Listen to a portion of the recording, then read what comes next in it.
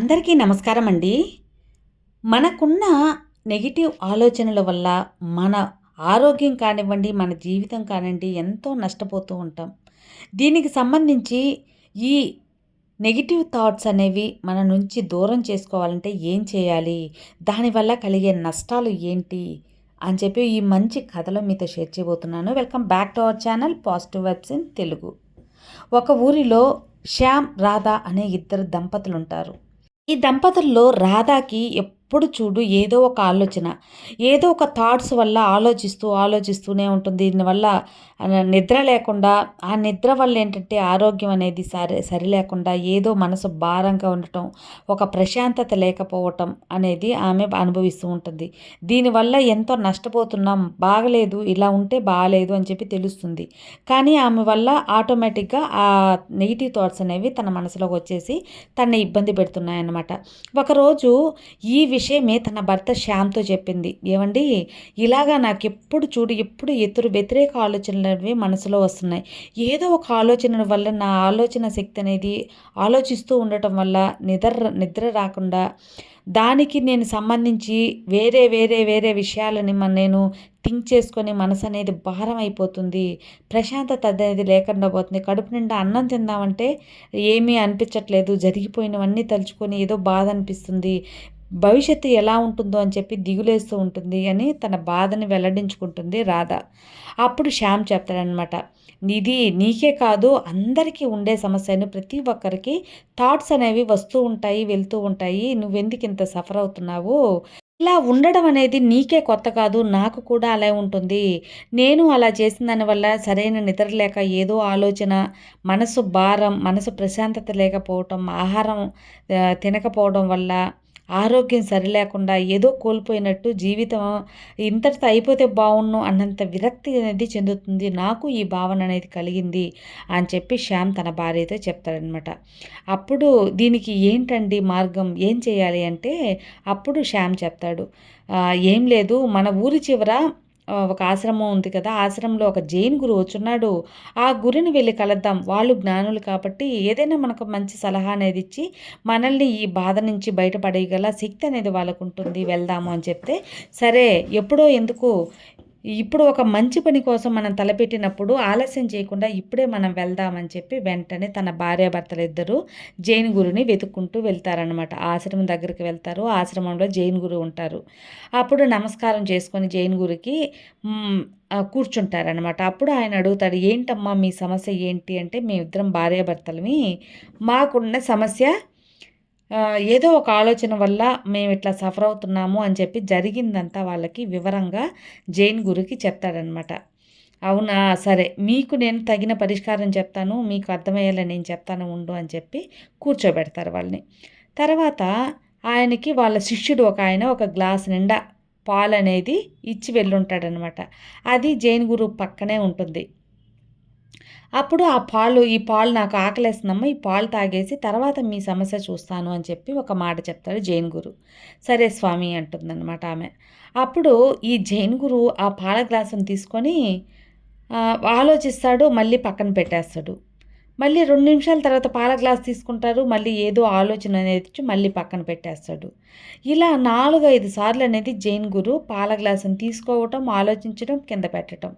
ఇది చూసిన రాధాశ్యాములకి అనుమానం వచ్చింది. ఎందుకు తాగితే తాగేయాలి, లేదా పక్కన పెట్టేయాలి, ఎందుకు ఈయన ఇట్లా చేస్తున్నాడు అని మనసు ఆపుకోలేక రాధ అడుగుతుందన్నమాట. స్వామి, ఎందుకు ఆ పాలు చూస్తున్నారు, పెడుతున్నారు, ఆలోచిస్తున్నారు, మళ్ళీ గ్లాస్ తీసుకుంటున్నారు, మళ్ళీ కింద పెట్టేస్తున్నారు, ఏంటి మీ ఆలోచన? ఎందుకు ఇలా చేస్తున్నారు? తాగాలంటే తాగేసేయండి, లేదా పక్కన పెట్టేయండి, ఎందుకు ఇంత ఆలోచన? అవి పాలే కదా, ఇంత ఆలోచించడానికి ఏముంది అని చెప్పి ఆమె అడుగుతుంది. అప్పుడు ఆ జైన్ గురు ఇలా చెప్తాడు, ఏం లేదమ్మా, నేను మా శిష్యుడు నాకు ఈ పాల గ్లాస్ ఇచ్చాడు, నేను తాగకుండా వెళ్ళి చేయగడుక్కొద్దామని ఇక్కడ పెట్టేసి వెళ్ళాను. నేను వెళ్ళొచ్చే లోపల ఈ పాలని ఏదైనా కుక్క నాకుంటుందా, లేదా పిల్లి నాకుంటుందా, లేదా దీని మీద ఏదైనా ఈగ వాలి వెళ్ళిపోయి ఉంటుందా, దోమలు ఏదైనా వాలి వెళ్ళి ఉంటాయా, చీమలు ఏమన్నా లోపల పడి ఉంటాయా, అని చెప్పి నాకు అనుమానం వచ్చి అలా చేశాను అంటాడనమాట. ఇందులో అనుమానం ఏముంది గురూజీ? అంత అనుమానంగా ఉంటే ఎందుకు తాగటం? కింద పోసేసేయండి. లేదు అనుమానం లేదనుకుంటే తాగేసేయండి.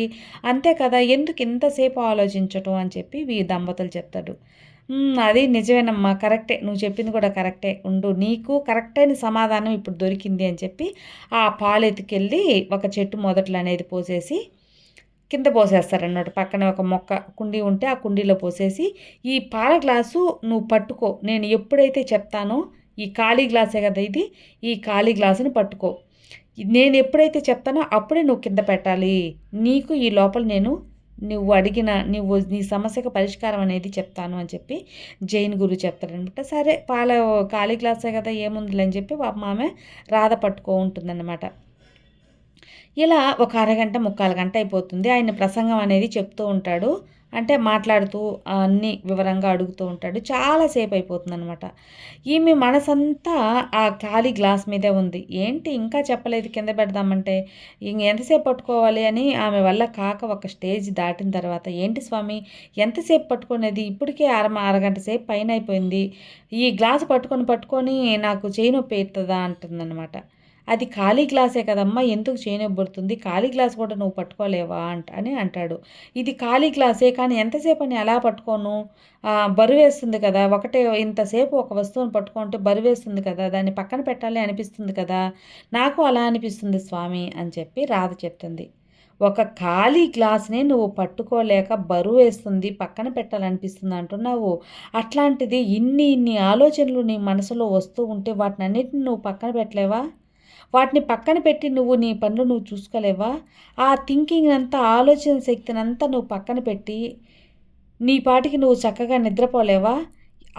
ఆలోచనలు మాత్రం ఎందుకు నీకు పక్కన పెట్టాలనిపించలేదు? జరిగిపోయినవే కదా! జరిగిపోయింది. ఇంకా వాటి గురించి ఎందుకు అని చెప్పి నువ్వు ఆలోచించకుండా, ఎందుకు మానకుండా ఉన్నావు? వాటిని ఆలోచించుకుంటూ, వాటిని గురించి ఆలోచిస్తూ, జరగబోయే వాటిని ఆలోచిస్తూ నీ మనసుకి ఎంత బరువుననేది ఇస్తున్నావు.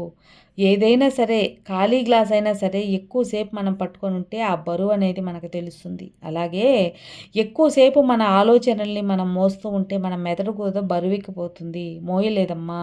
కాబట్టి నువ్వు ఎప్పుడైనా సరే ఆలోచన శక్తి అనేది తగ్గించుకోవాలి. ఆలోచించాలి కానీ అతిగా ఆలోచించకూడదు.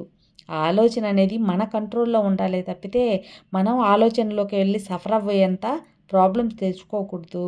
కాబట్టి ఏం చేయాలి? స్వామి ఈ ఆలోచన శక్తి నుంచి నేను నాకు మీరి ఈ ఆలోచనలు నాకొస్తున్నాయంటే ఏం చేయాలి? అని అడుగుతుందనమాట ఆ రాధ. అప్పుడు జైన్ గురు ఇలా చెప్తాడు. "ఏం లేదమ్మా ఉదయాన్నే ఒక 10 నిమిషాలు నీకెంత సమయం లేదనుకున్నా ఒక 10 నిమిషాల పాటు ధ్యానం అనేది చెయ్యి. ఆ ధ్యానంలో నీకు మనసనేది చాలా రిలాక్స్ అవుతుంది. నీకు ఆలోచన అనేది ఏది అవసరమో అదే ఆలోచించే శక్తి నీలో ఉంటుంది. అంతేకానీ నువ్వు ఒకటే ఆలోచన అనేది పెట్టుకుంటే నీ మనసు భారం అవుతుంది. ఇది ధ్యానం వల్ల సాధ్యమవుతుంది తల్లి." ఇక తర్వాత ఎవరైనా మంచి బోధనలు చెప్పేటప్పుడు, మంచి మాటలు వినేటప్పుడు ఆ మాటలను నువ్వు బాగా ఆలకిస్తూ ఉండు. ఇలాంటివంతా జ్ఞానులు చెప్పేవంతా వింటూ ఉంటే నీ మనసు తేలిక పడుతుంది. నీ ఆలోచన శక్తి పెరుగుతుంది. నీ నెగిటివ్ ఆలోచనలు తగ్గుతాయి అని చెప్పి జైన్ గురు చెప్తాడనమాట. ఈ కథలు నీతి మీకు అర్థమైంది కదా ఫ్రెండ్స్. అర్థమైతే లైక్ చేయండి, మరి కొంతమందికి షేర్ చేయండి. కొత్తగా మన ఛానల్ చూస్తే సబ్స్క్రైబ్ చేసుకోండి. మరో మంచి వీడియోతో మళ్ళీ కలుద్దాం. అంతవరకు have a good day friends. Thank you for watching. Bye.